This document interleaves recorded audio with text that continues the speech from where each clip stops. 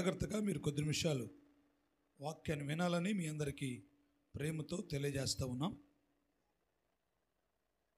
మనం చదువుకున్న ఈ వాక్య భాగం పేతురు రాసిన మొదటి పత్రిక 2వ అధ్యాయం 21వ వాక్యాన్ని మనం చదువుకున్నాం. ఈ చదవబడిన వాక్య భాగంలో ఒక మాట మనం ఈరోజు ధ్యానం చేద్దాం. పోయిన వారం అంతకుముందు వారం కూడా మనం ఈ వాక్యాన్ని విన్నాం. దైవజనుడైన పేతురు గారు సంఘానికి ఉత్తరం రాస్తూ యేసు మెస్సీయ మన కొరకు బాధపడి మనము తన అడుగుజాడల్లో నడుచుకున్నట్లుగా మనకు మాదిరిని ఉంచి పోయాడంట. హల్లెలూయా. మనకు మాదిరిని ఉంచి పోయాడు. ఇప్పుడు మనం ఏం చేయాలంటే యేసు మెస్సీ వారి అడుగుజాడల్లో నడవాలి. ఆయన మనకు ఏ అడుగుజాడైతే నియమించబడిన ఆ అడుగుజాడల్లో మనం నడుచుకుంటూ ముందుకు పోవాలి. హల్లెలూయా. ఏంటి ఆయన అడుగుజాడలంటే మనం ఇంచుమించు ఒక 3 విషయాలు ధ్యానం చేశాం. మరి మీకు గుర్తుందో గుర్తులేదో. ఒకటి, యావే తండ్రి పని చేయటమే ఆయన మనకిచ్చిన అడుగుజాడ. రెండవది, సబాతును ఆచరించడమే ఆయన మనకిచ్చిన అడుగుజాడ. మూడోది, లోబట్టమే ఆయన మనకిచ్చిన అడుగుజాడ. హల్లెలూయా. 4వ అడుగుజాడ కూడా మనం ఈరోజు ధ్యానం చేద్దాం. అక్కడే పేతురు రాసిన మొదటి పత్రికలోనే 4వ అధ్యాయంలో 1వ వాక్యాన్ని మనం చదువుదాం. 4వ అధ్యాయం 1వ వాక్యాన్ని కూడా మనం చదువుకుందాం. యేషువా మెస్సీయ శరీరమందు శ్రమ పడెను కాబట్టి మీరును అట్టి మనస్సును ఆయుధముగా ధరించుకోండి. హల్లెలూయా. చూద్దాం గట్టిగా అందరూ హల్లెలూయా. బిడ్డలారా, ఇప్పుడు యేసు మెస్సీ వారు మన కొరకు ఉంచిన 4వ అడుగుజాడు ఏందంటే, పేతురు గారు సంఘంతో మాట్లాడుతుంటాడు 4వ అధ్యాయం 1వ వాక్యంలో, యేషువా మెస్సీయ శరీరమందు శ్రమపడెను కాబట్టి అట్టి మనస్సును మీరు ఆయుధముగా ధరించుకోండి. ఇక్కడ ఇప్పుడు ఆయన మన కొరకు ఉంచిన ఇంకొక అడుగుజాడ మనకు కనబడుతుంది. ఏంటిదంటే శ్రమ పడటం. హల్లెలూయా. చేతులు పైకెత్తి చెప్పండి అందరూ హల్లెలూయా. శ్రమ పడటం. అమ్మా ఏంటది? శ్రమ పడాలా. ఇప్పుడు యేసు మెస్సీ వారు భూమి మీద 33.5 సంవత్సరాలు బ్రతికాడు. ఎంతకాలం బ్రతికాడు? 33.5 సంవత్సరాలు బ్రతికాడు. అమ్మా వింటున్నారా? 33.5 సంవత్సరాలు బ్రతికాడు. ఇప్పుడు ఈ 33.5 సంవత్సరాల్లో ఆయన సుఖపడ్డట్టు కానీ సంతోషంగా ఉన్నట్టు కానీ బైబిల్లో ఎక్కడన్నా రాయబడిందా? అమ్మా రాయబడలా. ఎందుకు రాయబడలా అంటే ఆయన ఒకవేళ సంతోషపడితే బైబిల్లో రాయబడలేదా? లేకపోతే ఆయన అసలు సంతోషపడలేదా? సంతోషపడితే బైబిల్లో రాయబడలేదా? లేకపోతే అసలు ఆయన సంతోషపడలేదా? సంతోషపడలా. అంటే వాక్యం ఏముంటుందంటే ఆయన శరీరమందు శ్రమ పడ్డాడు.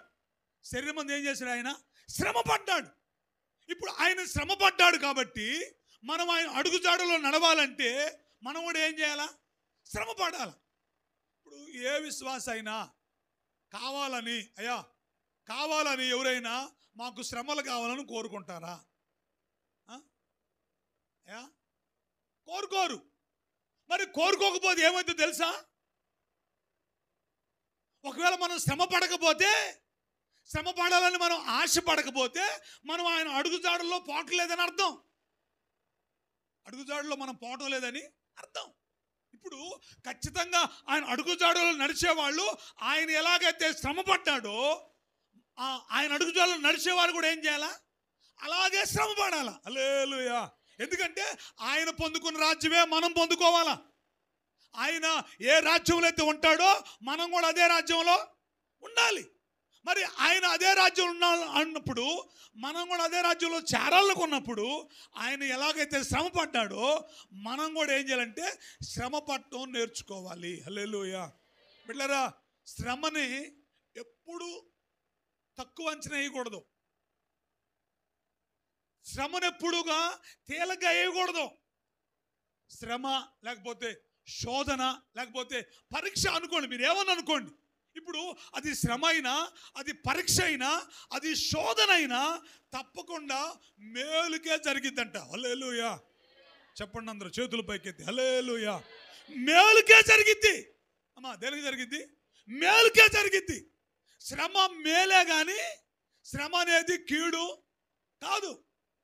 శ్రమ అనేది ఒకవేళ బైబిల్లో ఇంకో చోట అంటాడు, ప్రస్తుతము కొంచెము కాలం మీకు శ్రమగా కనబడుద్ది. ఇప్పుడు కన్నీరైనా, దుఃఖమైనా, బాధ అయినా, ఆర్థిక ఇబ్బందులైనా, అనారోగ్యమైనా, మరి ఏ సమస్య అయినా మనకి ఎట్ట కనపడతాయి అంటే కొంతకాలం మనకు అవి బాధగానే కనపడతాయి, బాధగానే కనపడతాయి. కానీ బిడ్డలారా, ఇప్పుడు ఆ శ్రమ మనం అనుభవిస్తామే, ఆ శ్రమ గుండా మనం వెళ్తామే. బైబిల్లో ఏమంటాడు? శోధించబడిన మీదట నేను సువర్ణముగా మారతా. ఇప్పుడు సువర్ణముగా మారాలంటే శోధించబడాలా, అంటే శ్రమ పెట్టబడాలా. ఇప్పుడు శ్రమ పెట్టబడలేదనుకో, శ్రమ పెట్టబడకపోతే సువర్ణంగా మారలేము. సువర్ణంగా మారే అవకాశం మనకు రావాలంటే తప్పకుండా మనం ఏం చేయాలంటే శ్రమ పెట్టబడాలి. హల్లెలూయా. ఏం చేయాలా? శ్రమ పెట్టబడాలా. శ్రమే శ్రమే. అందుకనే ఈ మధ్య ఒక ఆయన పాట కూడా పాడిండు, ఆషర్ ఆండ్రూస్ గారు. ఎవరిని?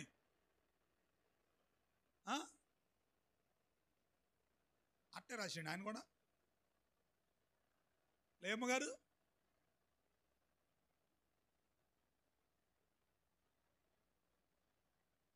మీకు ఎవరు నోరు లేవా? పాట రావట్లేదా?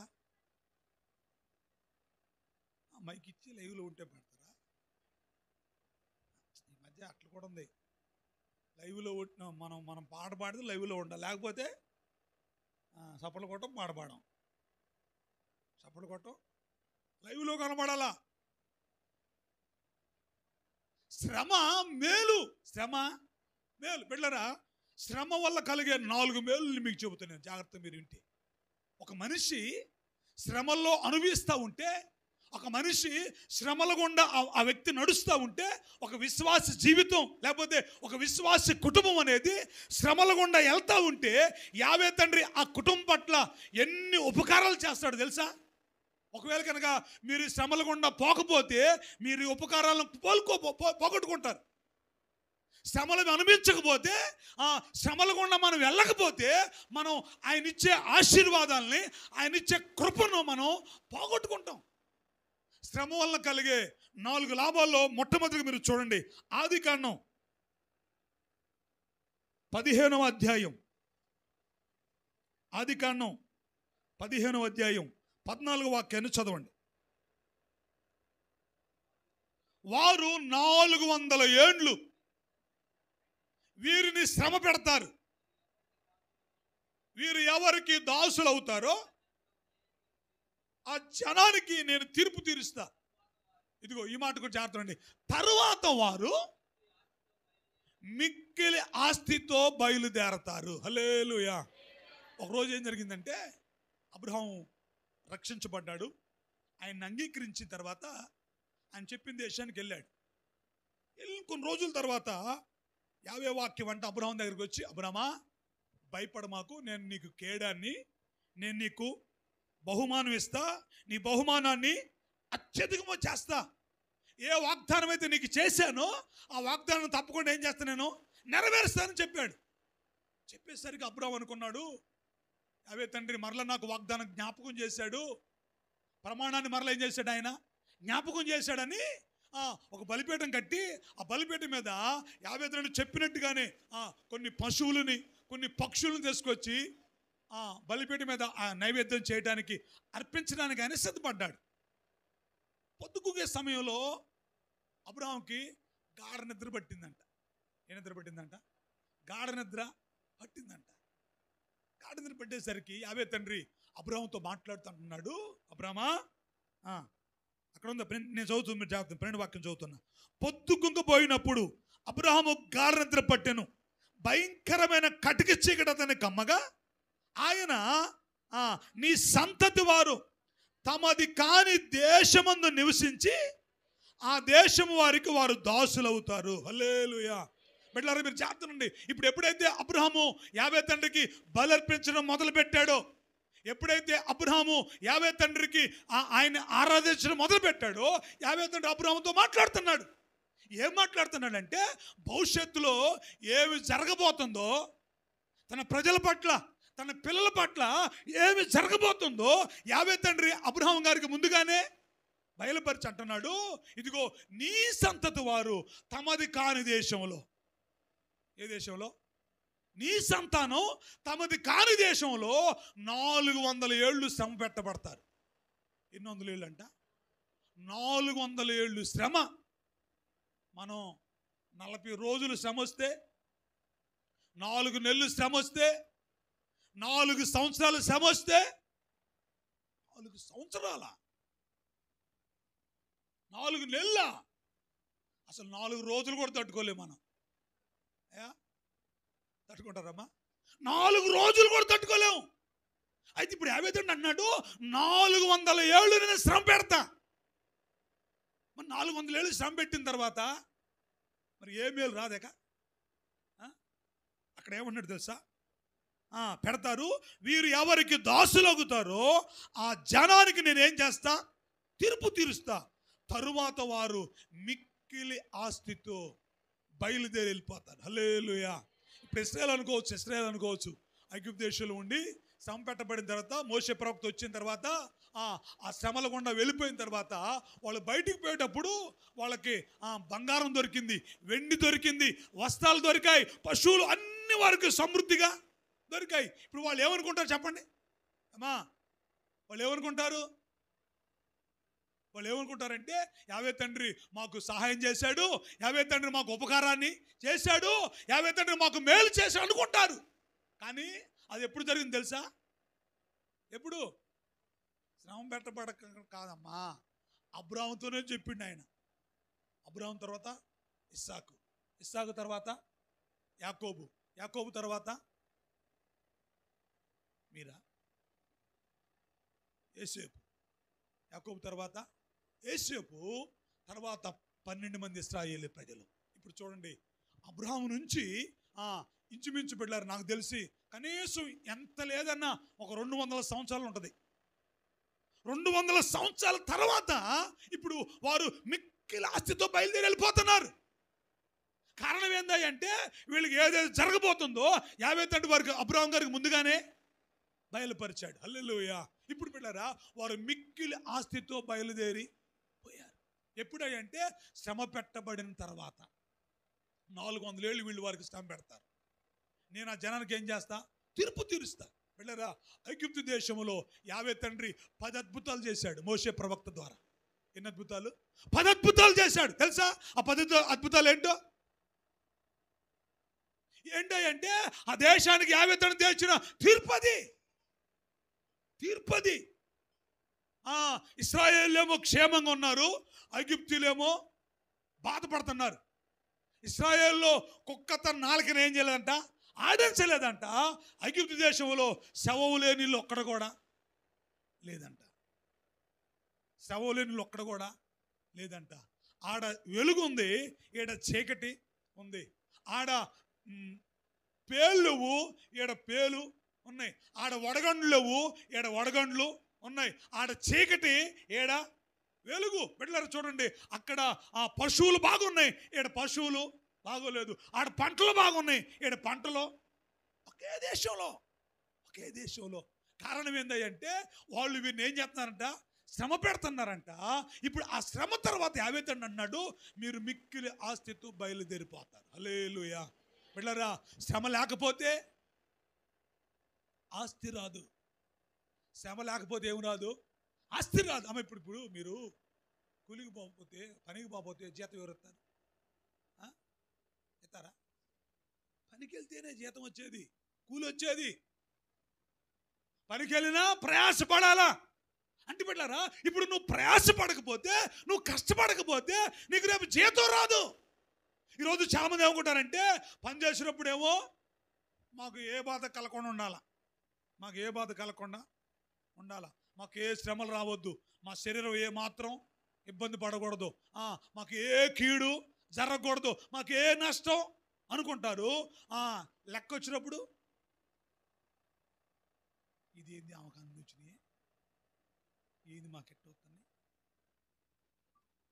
ఇది ఏంది వాళ్ళ చేని అన్ని కెంటాలు పండింది, మా చేని ఎట్ట పండింది, వాళ్ళకి ఏంది అన్ని బత్తాలైనవి, మాకేంది ఎన్ని బత్తాలైనవి, మరి అన్ని బత్తాలు అయితే ఎందుకు? ఒకప్పుడు వాళ్ళు ప్రయాసపడ్డారు, ఒకప్పుడు వాళ్ళు శ్రమపడ్డారు. ఇప్పుడు ఇశ్రాయేలు బిడ్డలారా 400 ఏళ్ళు శ్రమ పెట్టబడ్డారంట. 400 ఏళ్ళ తర్వాత మిక్కిలి ఆస్తితో బయలుదేరారు. హల్లెలూయా. అదిగో వాళ్ళకి ఎంత ఆస్తి దొరికింది తెలుసా? వాళ్ళకి ఎంత ఆస్తి దొరికింది తెలుసా? ఆ ఆస్తి వాళ్ళు కానాను దేశంలో అడుగుపెట్టేంత వరకు ఉందంట. హల్లెలూయా. ఎక్కడ దాకా ఉందంట? కానాను దేశంలో అడుగుపెట్టేదాకా వాళ్ళు అదే ఆస్తిని వాళ్ళు సమృద్ధిగా వాళ్ళు అనుభవించారు. కారణం ఏంటంటే శ్రమ పెట్టబడ్డారు. ఏం చేశారు? శ్రమ పెట్టబడ్డారు. కాబట్టి ఇప్పుడు యేసుక్రీస్తు వారు కూడా మన కొరకు బాధపడ్డాడు, ఆయన మన కొరకు ఆయన శ్రమ పడ్డాడు. కాబట్టి ఇప్పుడు మనం ఏం చేయాలంటే మనం ఆయన అడుగుజాడల్లో నడవాలా. మాకు శ్రమలు వద్దు అని అనుకున్నాం అనుకోండి, అందులో పెద్ద ఇబ్బంది ఏమి లేదు. మీకు శ్రమ వద్దు అనుకుంటే శ్రమ తర్వాత వచ్చే ఆశీర్వాదం కూడా వద్దనే అర్థం. పరీక్ష ఉంటేనే గెలుపు. అర్థమైందమ్మా? ఏముంటే? పరీక్ష ఉంటేనే. ఇప్పుడు కాలేజీకి పోయి వాళ్ళందరూ, స్కూల్కి పోయి వాళ్ళందరూ ఏమంటారు? అమ్మ చదువుతున్నాం మేము అంటారు. చదువుతున్నావారా? అమ్మ చదువుతున్నట్టు. ఎన్ని పుస్తకాలు చూడు, పుస్తకాలు ఎన్నో ఉన్నాయో. పుస్తకాలు స్కూల్కి పోవటం కాలేజీకి పోవటం కాదు, నీ టాలెంట్ చెప్పేది. రేపు పరీక్ష వస్తుంది. గ్లోరీ అతే పరీక్షలో ఏదో జబ్బు వస్తుందంట, మళ్ళా గట్టి ప్రార్థన చెయ్యి. దేనికి? వచ్చే పరీక్షలు పోతాయి. అట్ట చేసేవాళ్ళు కూడా ఉన్నారు, మీకు తెలుసో తెలియదు. అయ్యా నాకెట్టా ఈ చదువు రావట్లేదు, ఏదైనా జబ్బు వచ్చి మా వాళ్ళకి కరోనా వచ్చి ఎట్నో పోయే తర్వాత ఒడ్డెక్కిచ్చారయ్యా, మమ్మల్ని కూడా ఎట్నో కట్ట అని ప్రార్థన చేసేవాళ్ళు కూడా ఉన్నారు. లేరనుకుంటారా? ఉన్నారు అట్లా. మరేమి గారు ఉన్నారు తెలుసా? లేరనుకుంటున్నారా? బిడ్డలారా జాగ్రత్తనండి. ఇప్పుడు నువ్వు పరీక్ష రాయకపోతే నీ టాలెంట్ తెలియదు, నీ మార్కులు తెలియవు. నువ్వు పొందుకునే ఆ విజయానికి చూడండి, ప్రయాసపడి కష్టపడి లేకపోతే రాత్రింబగలు చదివి వచ్చిన ఉద్యోగాలు ఉంటాయి, లంచాలు పెట్టి తెచ్చిన ఉద్యోగాలు కూడా ఉంటాయి. మీకు తెలుసా? చదువుకున్నోడు ధైర్యంగా ఉంటాడు, లంచాలు ఇచ్చి ఉద్యోగం తెచ్చుకుంటాడే వాడు బిక్కులాడుతుంటాడు. ఎందుకు? ఎవడికి చేయి దడకపోతే, ఎవడికి ఈగిపోతే నా ఉద్యోగం తీసేస్తామని భయం ఉంటుంది. ఈడనుకో, మీకు తెలుసా ఈ మధ్య ఇక్కడ మన విజయవాడకు వచ్చాడు క్రాంతి టాటా అని ఒక ఐపీఎస్. ఇప్పుడు ఆయన కర్నూలులోనే ఉన్నాడు. IPS police. బహుశా ఆయన లంబాడి కులానికి చెందినాడు అనుకుంటా. ఆయన ఎంత ధైర్యం అంటే ఒక ఎంపీకి కానీ, అసలు ఎమ్మెల్యే అయితే గోట్ల పని ఆయనకి, ఒక ఎంపీకి కానీ ఇంచుమించు ఒక మంత్రికి కానీ ఎవరికి భయపడ్డా. తన డ్యూటీ తను నమ్మకంగా చేసుకుంటాడు. వాళ్ళ ముందు ఎవరైనా నిలబడి అది తప్పు అయితే తప్పకుండా వాళ్ళకి శిక్ష చేస్తాడు. న్యాయంగా పేదవాళ్ళు అయితే తప్పకుండా న్యాయాన్ని తీరుస్తాడు. ఆయన గురించి ఆయనకి చాలా అవార్డులు వచ్చాయి. ఇప్పుడు మన ఆంధ్ర రాష్ట్రంలో ఆయన ఒక ఐపీఎస్గా ఉన్నాడు. ఆయన చాలా ప్రాంతాలకి చాలామంది కలెక్టర్లు ఆయన కోరుకుంటారు, అయ్యా ఈసారి ఆయన మాకు పంపిండి, మా దగ్గర కొన్ని లోట్లు జరుగుతున్నాయి, కొంతమంది ఇష్టానుసారంగా బ్రతుకుతున్నారు, కాబట్టి ఆయన పంపిస్తే మా జిల్లాలో బాగుపడతాయి అనుకుంటున్నారు. ఎందుకంటే ఆయన కష్టపడి చదివాడు. ఆయన అంటాడంట, అబ్బాయి నా ఉద్యోగం మీరు తీసేయలేరు, కాకపోతే నన్ను ట్రాన్స్ఫర్ చేస్తారు. ఏం చేస్తారు? ఈ జిల్లా నుంచి ఇంకో జిల్లాకి ట్రాన్స్ఫర్ చేస్తారు, లేకపోతే ఈ రాష్ట్రం నుంచి ఇంకో రాష్ట్రానికి. అంతేగాని నా ఉద్యోగం తీయటం మీ ఎవడి వల్ల. ఎందుకని? కష్టపడి చదువుకున్నాడు. అదే డబ్బులు ఇచ్చి ఉద్యోగం సంపాదించినాడు అనుకో, ఎప్పుడు వాడి కింద ఓడిగం చేస్తూనే ఉండాలి. ఏం చేస్తూ ఉండాలి?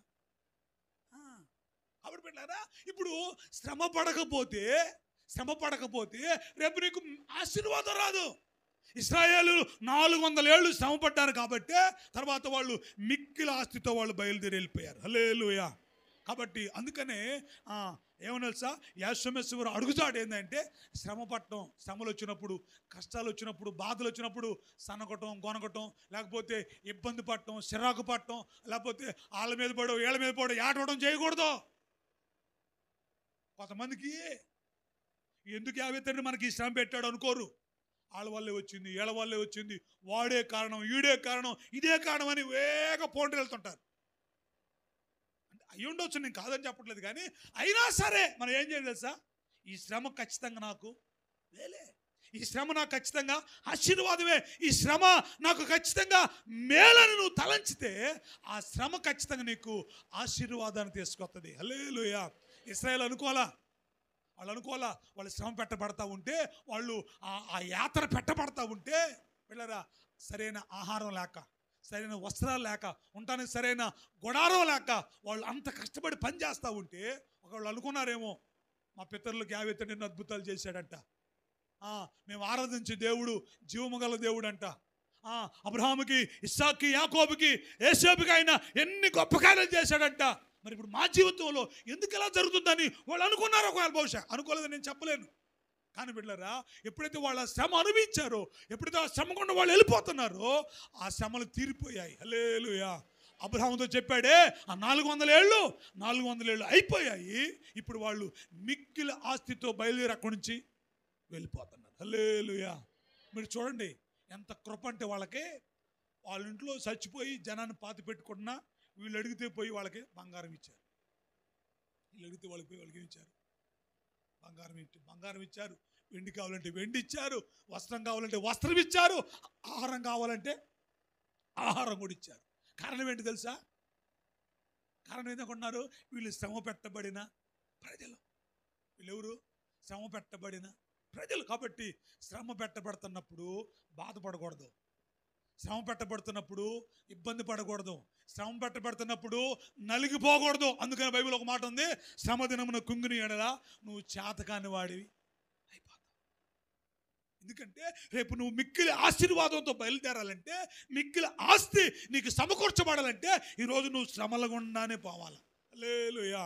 రెండో మాట కూడా మీరు చూడండి బిడ్డలారా, నిర్గమకాండం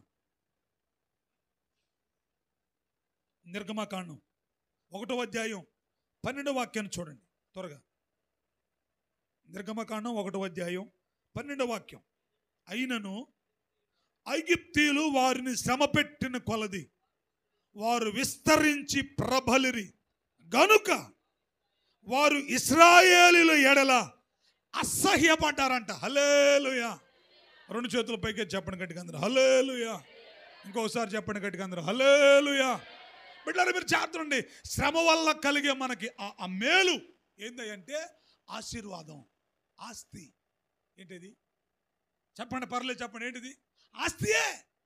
ఆస్తి వస్తుంది, శ్రమ పట్టబడ్డోడికి ఆస్తి వస్తుంది. శ్రమ పెట్టబడ్డోడు ఆశీర్వాదాన్ని మోసుకొని పోతాడు. మీకు చెప్పే పోయినసారి అంతకుముందు ఎప్పుడు రాత్రి మొగలు కష్టపడి చదివితే జాబ్ వస్తుంది, జాబ్ వస్తే డబ్బేగా, జాబ్ వస్తే ఆస్తి, శ్రమ పెట్టబడితే.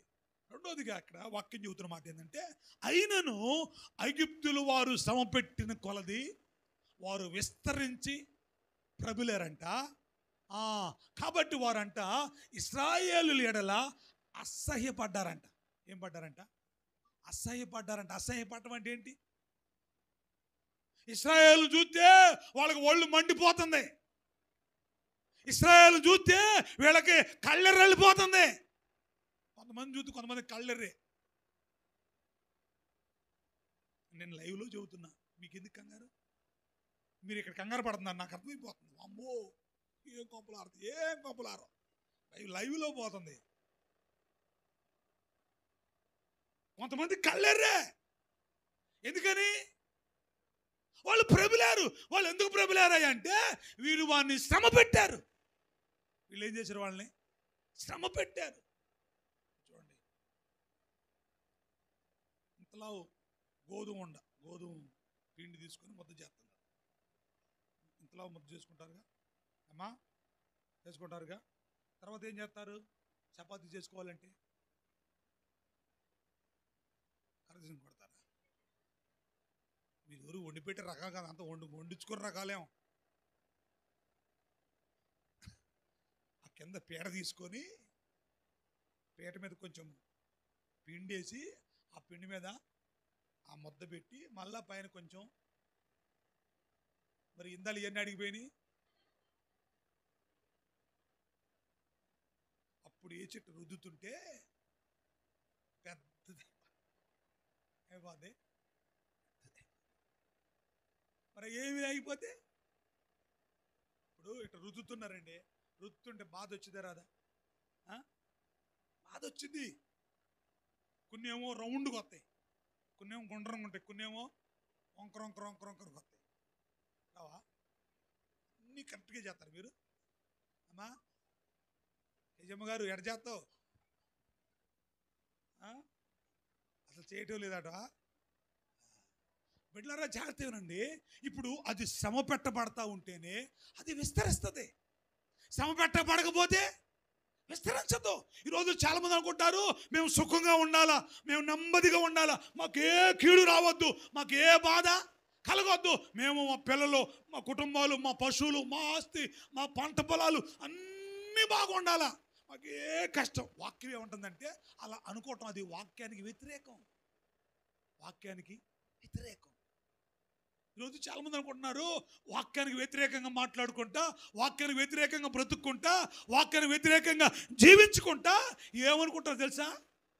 మాకు ఆశీర్వాదం కావాలా, మాకు మేము విస్తరించబడాలా, మా కుటుంబాలు దీవించబడాలంటే ఎట్ట కుదిరింది? శ్రమ పెట్టబడాలా. ఏం చేయాలా? శ్రమ పెట్టబడాలా. ఇప్పుడు బంగారం తల మెరవాలంటే అగ్నిలోకి పోవాలా, పుటం వేయబడాలా. ఏం చేయాలా? పుటము వేయబడాలా. అగ్నిలోకి పోతే బంగారం మెరిసిపోద్ది. హల్లెలూయా. బిళ్ళరా, ఇశ్రాయేలీలంట ఐగుప్తీలంట ఏం చేశారంట? మిక్కిలి మామూలు శ్రమ పెట్టల, మిక్కిలి శ్రమ. శ్రమ వేరు, మిక్కిలి శ్రమ వేరు. మిక్కిలి శ్రమ పెట్టారంట. బాల్ని గోడకి ఎంత గట్టికేసి కొడితే అంత గట్టిగా వస్తుంది. మళ్ళీ ఇది మీకు అర్థమైతే ఈ భక్తి చాలేక ఇస్సా గారు, ఇది అర్థమైతే చాలు. నువ్వు బాల్ని ఎంత గట్టిగా వేసి కొట్టు, అంత మొఖానికి వచ్చి నీ మొఖం తగలబోతున్నాడు, ఊడి కింద పడాల, ముఖం పచ్చడి కావాలి. హల్లెలూయా. గట్టిగా చెప్పండి, చేతుల పైకి ఎత్తి హల్లెలూయా. ఎట్ట కాదే అందరూ మంచిగా.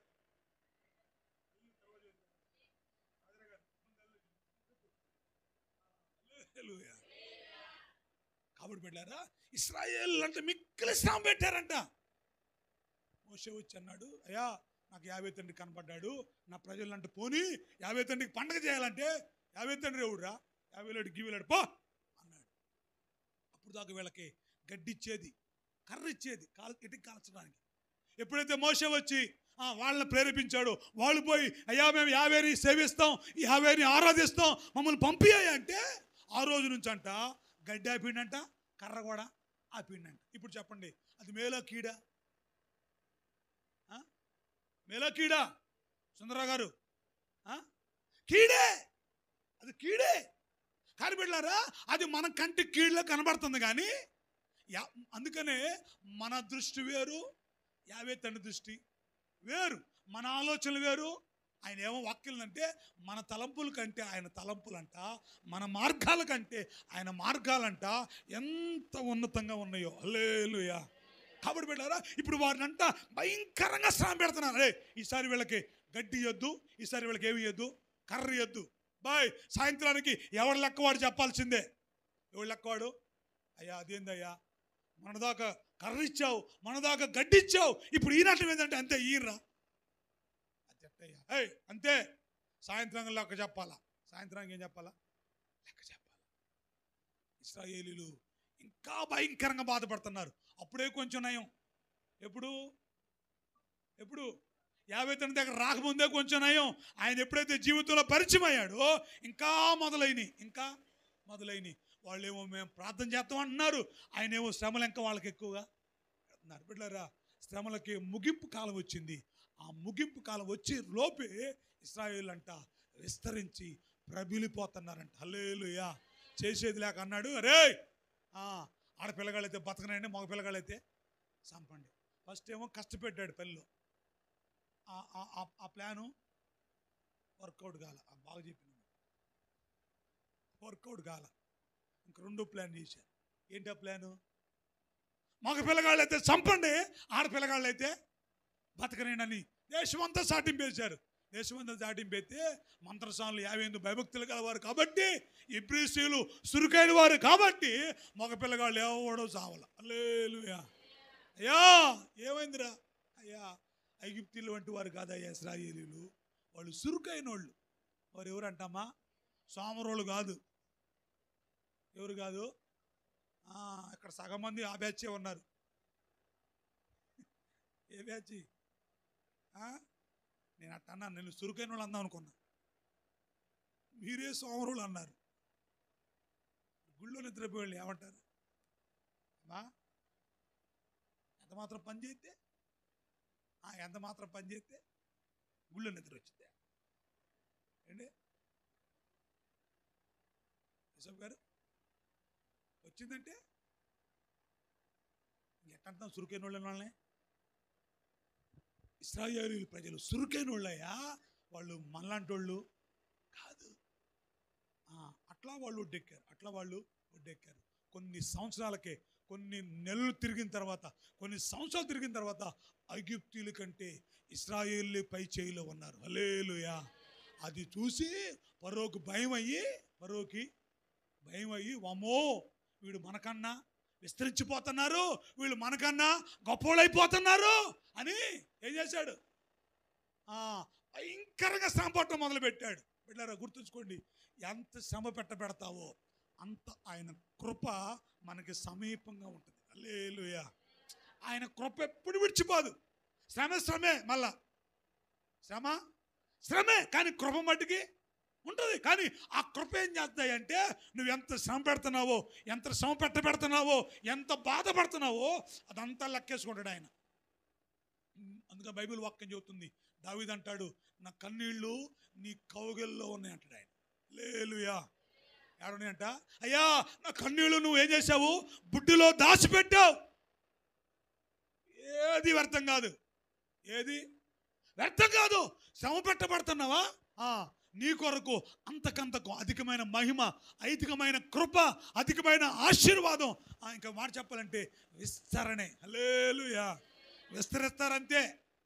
ఏం చేస్తారు? అందుకని బిడ్డలారా ఒక మాట నమ్మండి, 50 ద్వారం తెరిస్తే ఎవడో ముయ్యలేడు, 50 ద్వారం మూస్తే ఎవడో తీయలేడు. అంతే. హల్లెలూయా. అది నేనైనా ఇంకొకళ్ళైనా ఆయన తెరిస్తే ముయ్యలేడు, ఆయన మూస్తే తెరవలేడు.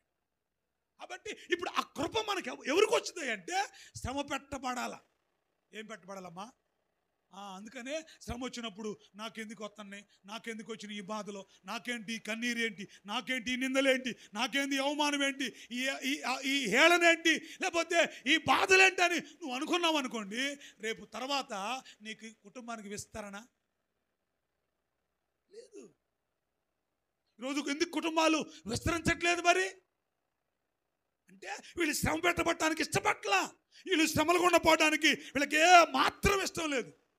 పిల్లరా, శ్రమ పెట్టబడితే విస్తరిస్తారు, ప్రబలిపోతారంట. ఐగుప్తీయులంట అసహ్యపడ్డారంట. ఏం చేశారంట? అసహ్యపడ్డారంట.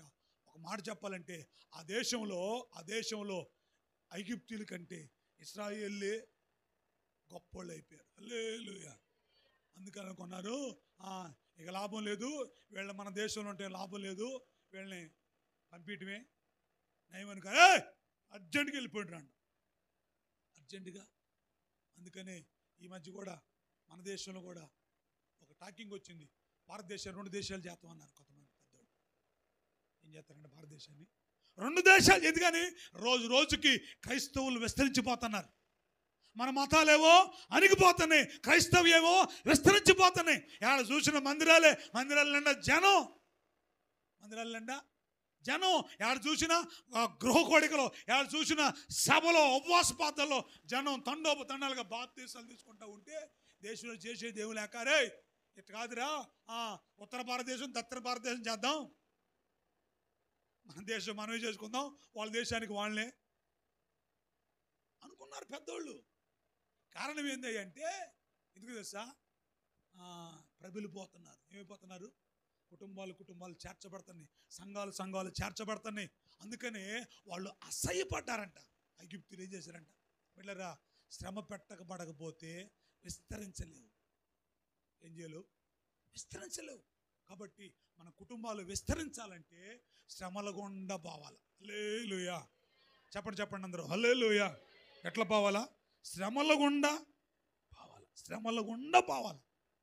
అందుకనే దావీదు ఒకసారి అంటాడు, శ్రమ నొంది ఉంటే నాకు మేలు అంటాడు.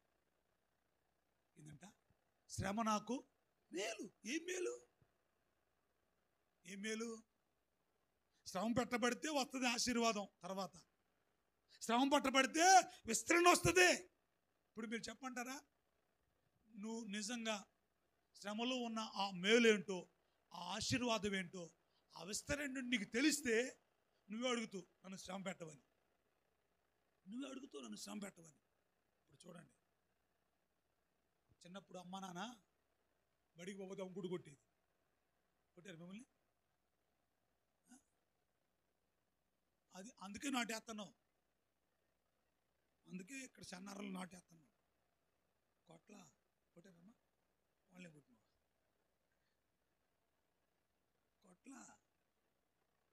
వాళ్ళు మనం కొట్టారు అనుకో, మనం చదివేవాళ్ళమే. వాళ్ళు మనం ఏం చేసేవాళ్ళం? చదివేవాళ్ళమే. చదువుకుంటే ఈ ఆడ ఉండేవాళ్ళం. ఏమా అది జరగలేదు కాబట్టి ఏడొచ్చి పడ్డాం. ఇప్పుడు చూడండి, ఇప్పుడు క్లాస్మేట్లు ఉంటారు కదా, సరే ఇప్పుడు మీకు తెలియదు కానీ మీ 10th క్లాస్ బ్యాచ్ ఉందంటే అమ్మా,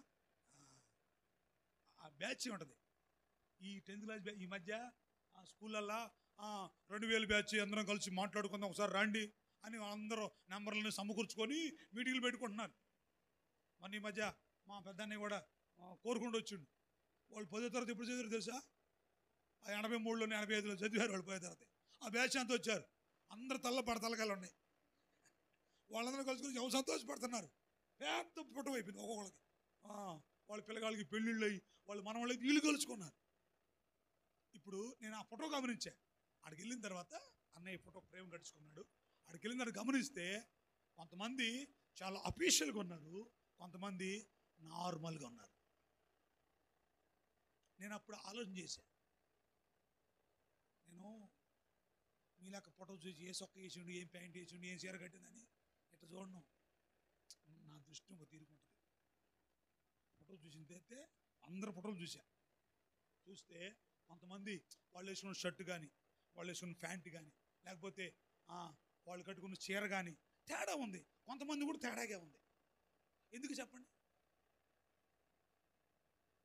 అది అప్పుడు మనకు తెలియదు. ఎప్పుడు సార్లు కొడుతుంటే అమ్మ నాన్న కొట్టి బడికి పంపిస్తున్నప్పుడు మనకు తెలియదు. ఏంద్ర వీళ్ళు మాకు సాతంలాగా పోగారనుకుంటారు.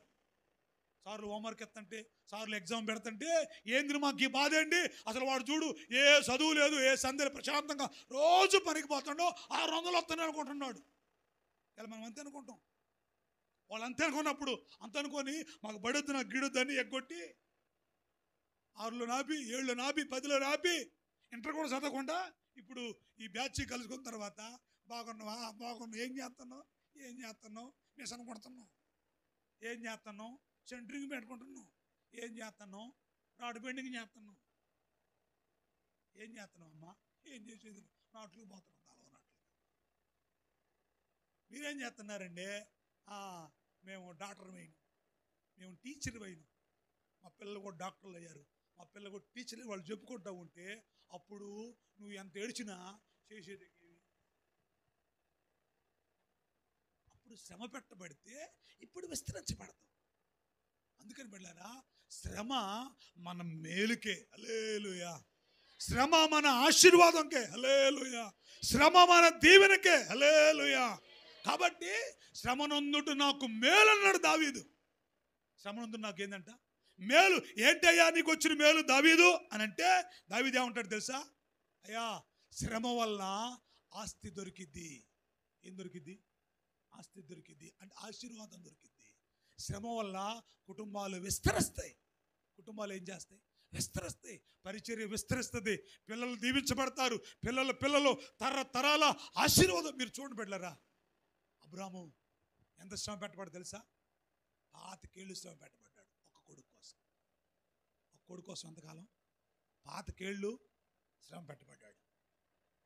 2 కొడుకుల కోసం ఇస్సాకు కూడా ఇంచుమించు 20-30 ఏళ్ళు శ్రమ పెట్టబడ్డాడు. 20-30 ఏళ్ళు కూడా శ్రమ పెట్టబడ్డాడు. కానీ యాకోబు కాడికి వచ్చేసరికి ఏమైంది తెలుసా? 1 కాస్త 2 అయింది. 2 కావాలా? చెప్పండి, ఎంతైంది తెలుసా? 12 అయింది. బైబిల్లో లెక్క ప్రపంచంలో ఎవరికి అర్థం కాదు. మ్యాజిక్. 1 2 అయింది. 2 4 కావాలా?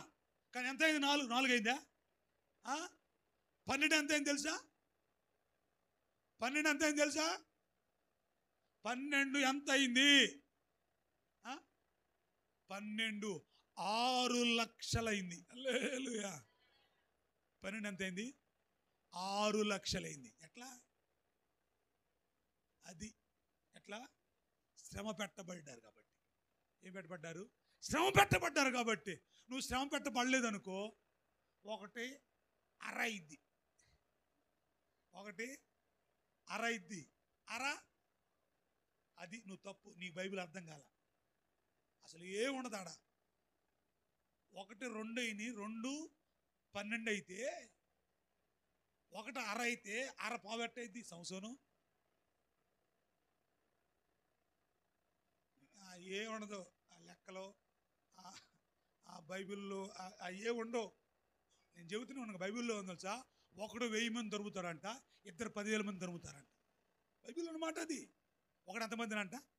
అమ్మ 1 ఎంతమంది? 2 ఎట్టా? 1 1000 మంది అయితే 2 2000 మంది తరమాలా, లేకపోతే 2 కలిసి కానీ 3000 మంది తరమాలా. కానీ వాక్యం చెబుతుంది 2 10,000 మందిని తరుముతారని. అదే బైబిల్ అంటే. అది బైబిల్ లెక్కది. 1 2 అయ్యారు, 2 12 అయ్యారు. 12 72 మంది ఆడికి వెళ్ళారంట ఐగుప్తు దేశానికి. ఆ 72 మంది కొన్ని సంవత్సరాల్లో 6 లక్షల మంది యోధులు అయ్యారంట. 6 లక్షల మంది. కారణం ఏంటంటే శ్రమ పెట్టబడ్డారు. అమ్మా ఏం పెట్టబడ్డారు? శ్రమ పెట్టబడ్డారు. శ్రమ పెట్టబడ్డారు కాబట్టి పెట్టారా? యెషూమెస్సు వారు కూడా శ్రమ పెట్టబడ్డాడు. శరీరమందు శ్రమ పడ్డాడు. బతికున్నప్పుడే శ్రమ పడాలా, తర్వాతే ప్రశాంతత. ఇప్పుడు సుఖం కోరుకున్నావు అనుకో, రేపు ఖచ్చితంగా బాధే. బైబిల్లో మాట చెప్పి నేను ముగించేస్తా, ప్రార్థన చేస్తా. ధనవంతుడు లాజరు. ఈ లాజరుకి తినటానికి లేదు, కట్టుకోవడానికి లేదు, ఉండటానికి కూడా లేదు, కనీసం ఆరోగ్యం కూడా లేదు. ఆయనకి అన్నీ అంటే ఆరోగ్యం ఉంది, ఆహారం ఉంది, ఆస్తి ఉంది. బైబిల్ వాక్యం ఉంది. ధనవంతుడు బహుగా సుఖపడుతున్నాడు. ఉదారంగు వస్త్రాలంట, సన్నపు నార వస్త్రం అంట. ఏదంట? సన్నపు నార వస్త్రం. ప్రతిరోజు సుఖపడతాడు. చెప్పండి ఏం జరిగింది చెప్పండి. ఆ నరకానికి వెళ్ళాడు, ఏనా పరలోకానికి వెళ్ళాడు. ఆయన అంటాడు ధనవంతుడు, అయ్యా నేను ఇక్కడ యాతన పడుతున్నా, నేను ఇక్కడ ఏం చేస్తున్నా? యాతన పడుతున్నా. అబ్రాహాము అంటాడు ఆడిక్కడ నెమ్మది పొందుకున్నాడు అంటాడు. లాజరు ఏం పొందుకున్నాడంట? లాజరుకు భూమి మీద ఏముంది? నెమ్మది లేదు. లాజరుకు భూమి మీద నెమ్మది లేదు, ప్రశాంతత లేదు, తినడానికి సరైన ఆహారం లేదు, కట్టుకోవడానికి సరైన వస్త్రం లేదు, ఉండటానికి సరైన ఇల్లు కూడా లేదు. కానీ బిడ్డలారా ఆడ నెమ్మది, అక్కడ నెమ్మది. ఏడుకిడు అన్నీ ఉన్నాయి, అన్నీ సమృద్ధిగా ఉన్నాయి, అన్నీ సమృద్ధిగా ఉన్నాయి. నేను మన కొత్తపల్లి చెప్పా ఒకరోజు వాక్యం, మీరు కూడా వినొచ్చు, లైవ్లో ఉంది ఆ వాక్యం. యాయిరింట్లో ఆహారం లేదట. ఏ లేదంట? ఏ ఆహారం? యాయిరు ఎవరు అనుకుంటున్నారు?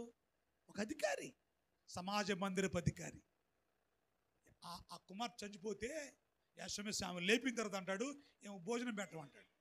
నాకేం పెట్టండి, ఏమి లేదు ఇప్పుడు ఆయన దగ్గర, వాక్యం లేదు. అధికారం ఉంది, డబ్బులు ఉన్నాయి, బంగారం ఉంది, పలుకుబడి ఉంది, అన్నీ సమృద్ధిగా ఉన్నాయి, కానీ ఆ ఇంట్లో ఏమి లేదు, వాక్యం లేదు.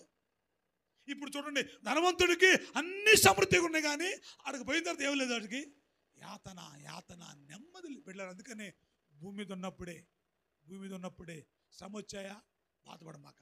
కష్టం వచ్చిందా, బాధపడమాక. నిందలు వస్తున్నాయా, కన్నీరు కార్చమాక.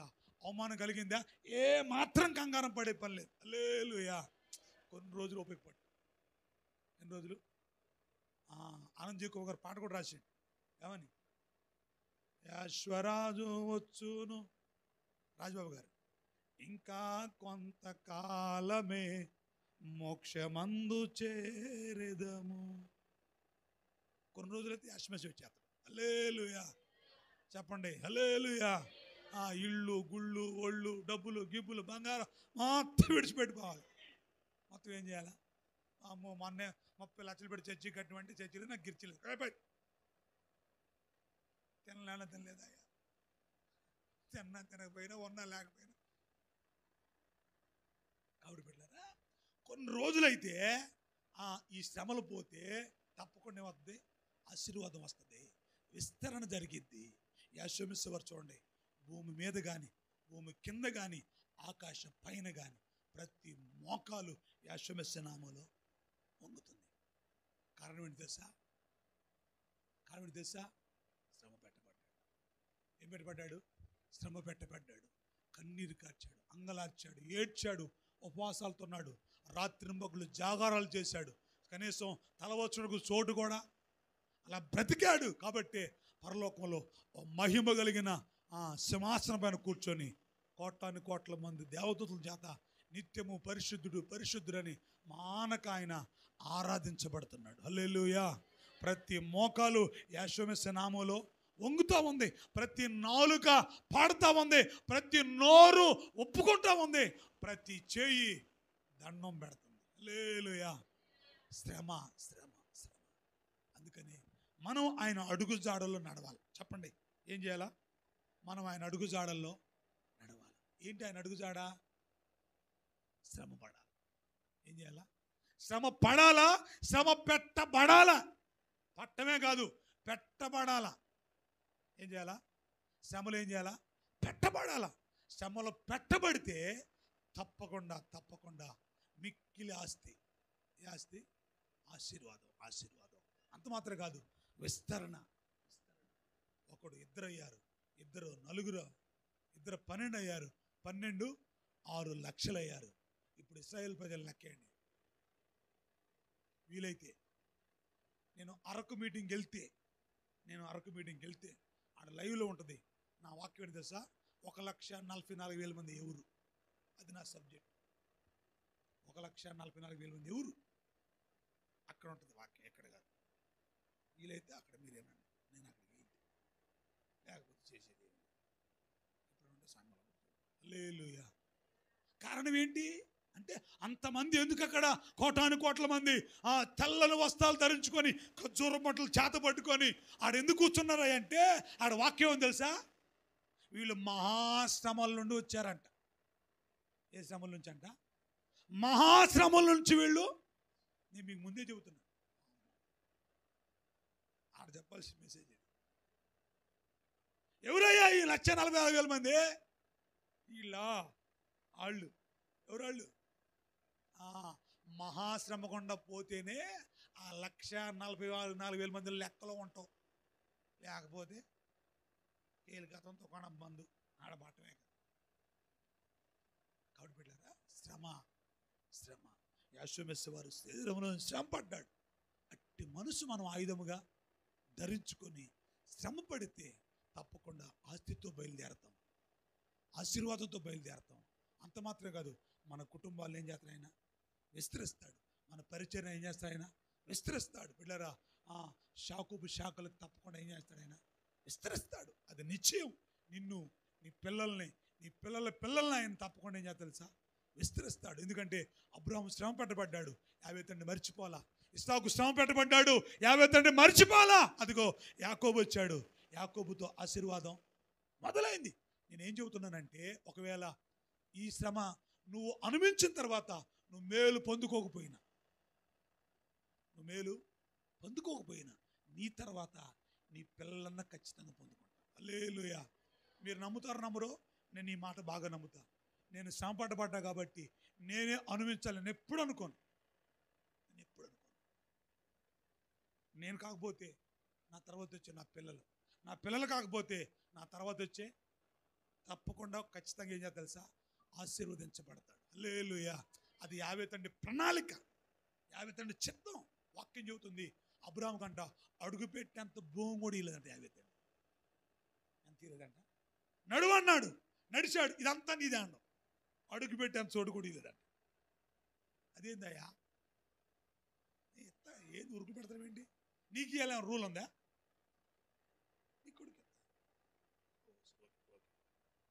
నీ కొడుకు ఇలా రూల్ ఉందా? మనం ఎంత స్వార్థపరులో తెలుసా? మనం పిల్లగాళ్ళ మీద ప్రేమ ఉన్నట్టు ఒట్టిది ప్రేమ వలకపోతారు. ఒట్టిదే.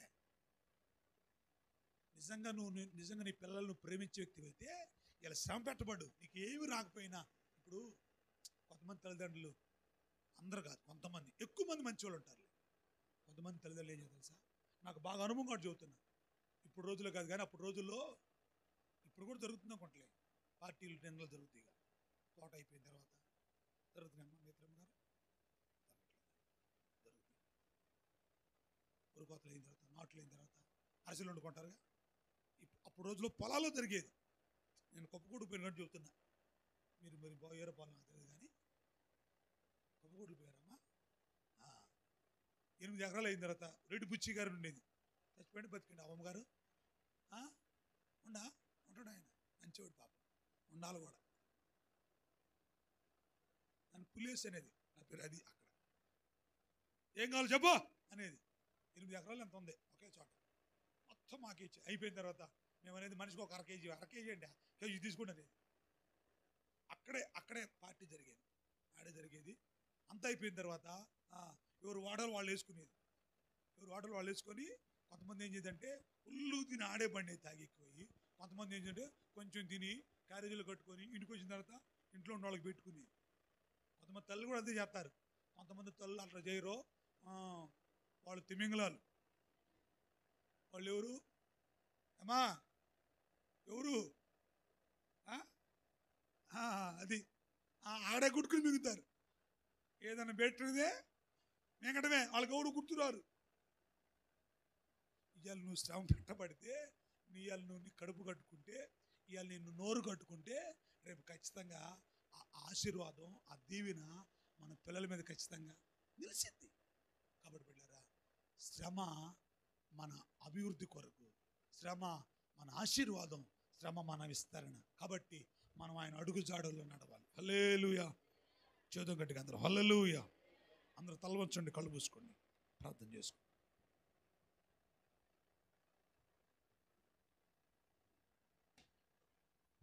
అందరూ మోకరిద్దాం. అందరూ మోకరించి కళ్ళు మూసుకొని ప్రార్థన చేసుకుందాం.